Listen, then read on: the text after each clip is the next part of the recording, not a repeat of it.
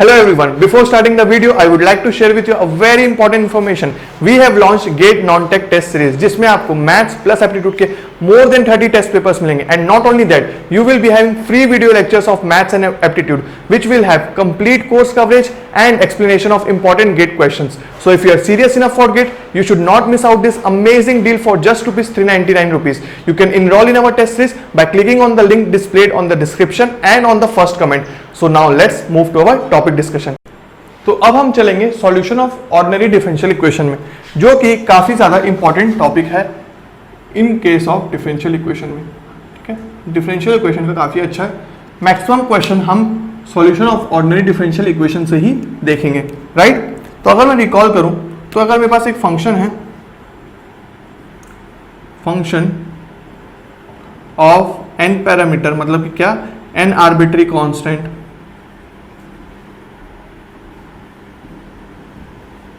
और अगर मैं उसका क्या करता हूं,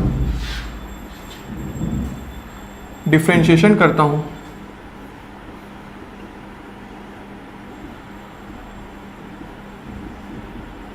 तो मुझे क्या मिलेगा, एन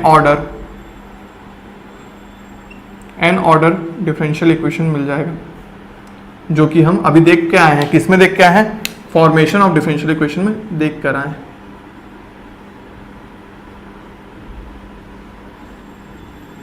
अब हम क्या सीखने वाले हैं? अब हम देखने वाले हैं कि अगर मैं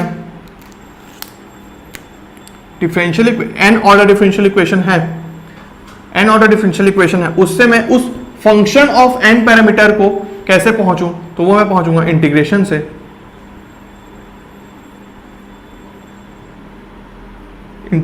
से. ठीक है, और इसको मैं क्या नाम दूंगा, solution of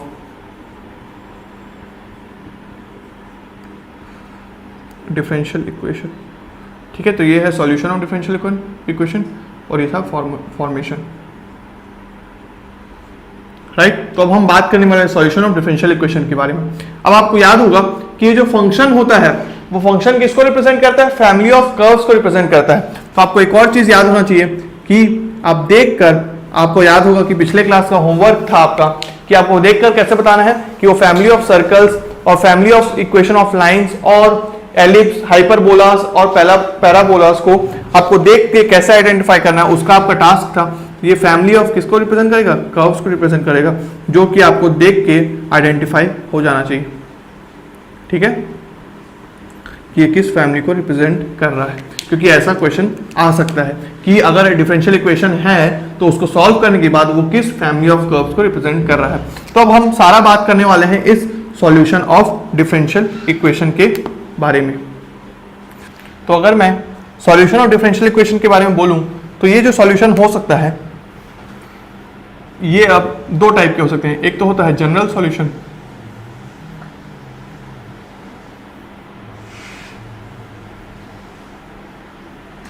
and particular solution.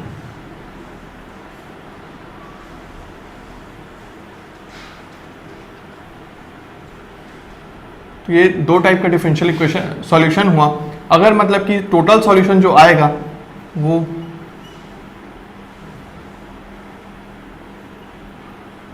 कुछ इस टाइप का होगा.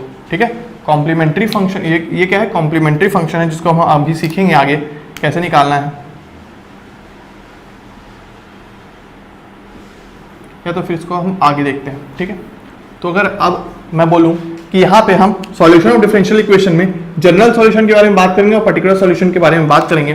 तो जनरल सॉल्यूशन क्या होगा? जनरल सॉल्यूशन में जो आर्बिट्री कांस्टेंट्स होंगे वो रहेंगे सारे. ठीक है, तो general solution is the solution of differential equations having arbitrary constants. ठीक है, तो उसमें कांस्टेंट्स रहेंगे. पर्टिकुलर सॉल्यूशन क्या रहेगा?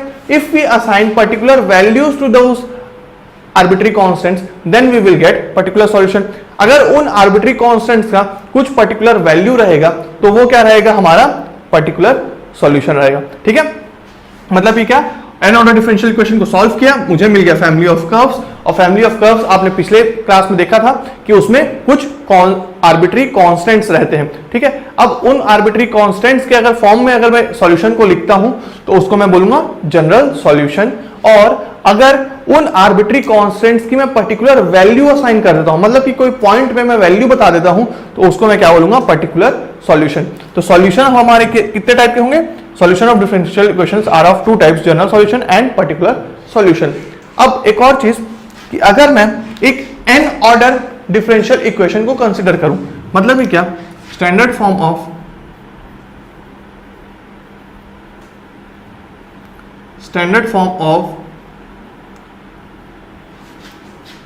N order differential equation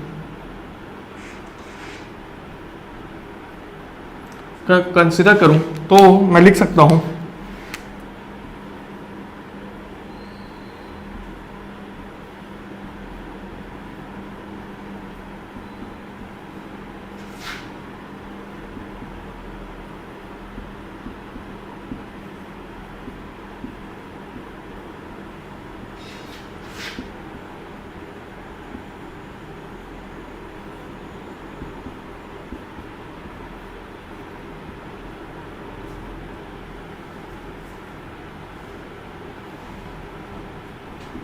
plus so on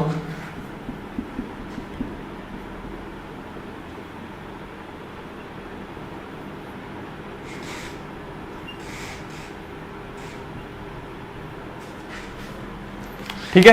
तो ये मेरे सामने जो है ये क्या है, स्टैंडर्ड फॉर्म है एक nth ऑर्डर डिफरेंशियल इक्वेशन का। nth ऑर्डर क्यों बोल रहा हूं, इस n के कारण, ठीक है। हाईएस्ट डेरिवेटिव क्या है, n है, तो हाईएस्ट डेरिवेटिव अगर n है तो ये n ऑर्डर डिफरेंशियल इक्वेशन का स्टैंडर्ड फॉर्म है। अब क्या है, ये जो an minus one, an minus two, ये सब सारे क्या है, ये कोफिशिएंट्स ऑफ उस डेरिवेटिव्स के हैं, ठीक है, कोफिशिएंट्स ऑफ दिस डेरिवेटिव्स। तो अगर मैं सिंप्लिसिटी के लिए इन सारे कोफिशिएंट्स की value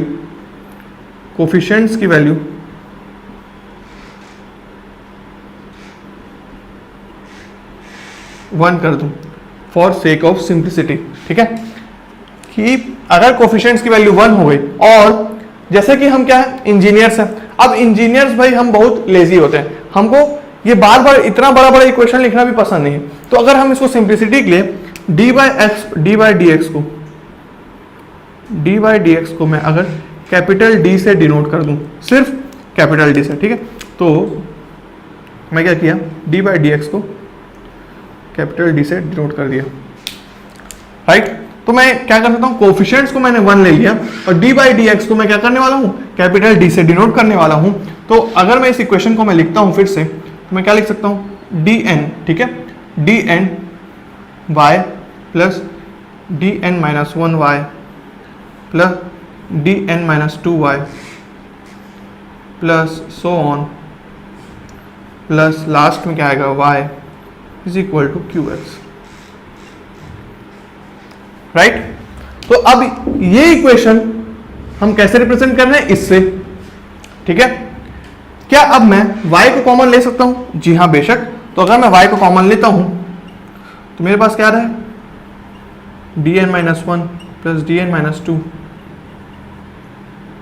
plus so on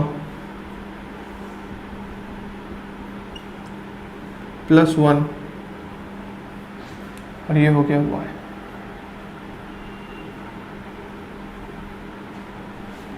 right. तो अगर आप देख सकते हैं कि ये जो पूरा का पूरा टर्म है, ये पूरा का पूरा टर्म क्या है, एक्चुअल में फंक्शन है किसका, d का। तो अगर मैं इसको ऐसे लिखूं सिंपल से कि फंक्शन ऑफ d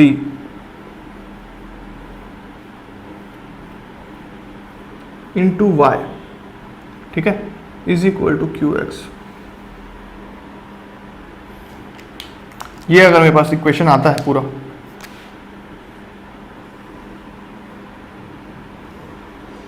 तो ये क्या है, nth ऑर्डर डिफरेंशियल इक्वेशन का एक सिंपल सिंप्लीफाइड फॉर्म है, ठीक है। इसको मैं पूरे के पूरे टर्म को क्या किया, फंक्शन ऑफ डी से रिप्रेजेंट कर रहा हूं,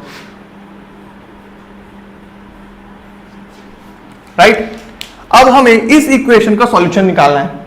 अब इसका दो पॉसिबिलिटी हो सकता है, कैसे दो पॉसिबिलिटी, कि भाई ये जो क्यू एक्स है, ये अगर एफ ऑफ डी मतलब कि function of d into y is equal to q x, और क्यू एक्स जो हो गया वो इक्वल टू क्या आ गया,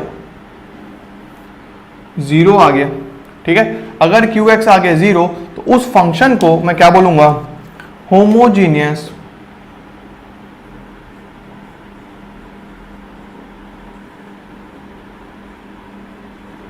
डिफरेंशियल इक्वेशन, राइट,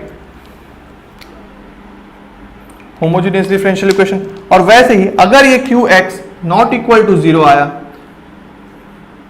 तो ये इसको मैं बोलूंगा नॉन होमोजीनियस डिफरेंशियल इक्वेशन।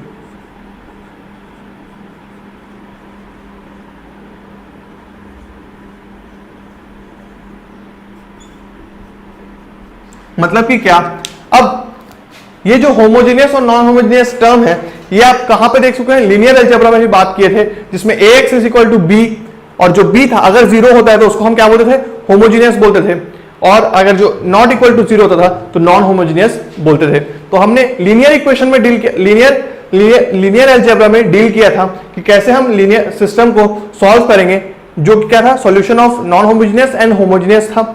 अब वैसे ही डिफरेंशियल इक्वेशन में भी दो टाइप के डिफरेंशियल इक्वेशन होंगे, होमोजीनियस डिफरेंशियल इक्वेशन और नॉन होमोजीनियस डिफरेंशियल इक्वेशन, जिसके लिए क्या होंगे, दो टाइप के सॉल्यूशन होंगे, general solution and particular solution. और मतलब कि हमको होमोजीनियस में भी जनरल सॉल्यूशन और पर्टिकुलर सॉल्यूशन की बात करना है, और नॉन होमोजीनियस डिफरेंशियल इक्वेशन को सॉल्व करने के लिए भी जनरल सॉल्यूशन और पर्टिकुलर सॉल्यूशन का बात करना है। मतलब कि क्या, अभी तक आप ये समझ चुके हैं कि हमें डिफरेंशियल इक्वेशन में क्या करना है, फॉर्मेशन करना था एक, तो जो काफी छोटा सा टॉपिक था। अब पूरा का पूरा डिस्कशन जो होगा वो डिफरेंशियल इक्वेशन को सॉल्व करने के लिए होगा, तो उस पर हम सारा डिस्कशन करने वाले हैं। और अभी तक आप डिफरेंशियल इक्वेशन को देखकर ये बता सकते हो कि उसका ऑर्डर क्या है, डिग्री क्या है, वो पार्शियल डिफरेंशियल इक्वेशन है या ऑर्डिनरी डिफरेंशियल इक्वेशन है, वो लीनियर है कि नॉन लीनियर है, या तो फिर वो होमोजीनियस है या नॉन होमोजीनियस है। अब इतना अगर आप सब बता सकते हैं और फॉर्मेशन अगर आप बता सकते हैं, तो अब हम क्या डिस्कस करेंगे, हम ये डिस्कस करेंगे कि सॉल्यूशन ऑफ होमोजीनियस कैसे सॉल्व करें, ठीक है। तो यहां से आपका नेक्स्ट टॉपिक जो आएगा वो रहेगा solution of homogeneous differential equation, ठीक है। Thank you everyone for watching this video till the end. Please like this video and share it with your friends. If you are new to this channel, subscribe to our YouTube channel and don't forget to hit the bell icon to get the latest updates. And to boost your GATE preparation, enroll in our test series by clicking on the link displayed on the description and in the first comment. You can also join our Telegram channel by clicking on the link displayed in the description box. तो मिलते हैं अब next video में, तब तक के लिए have a good day. See ya.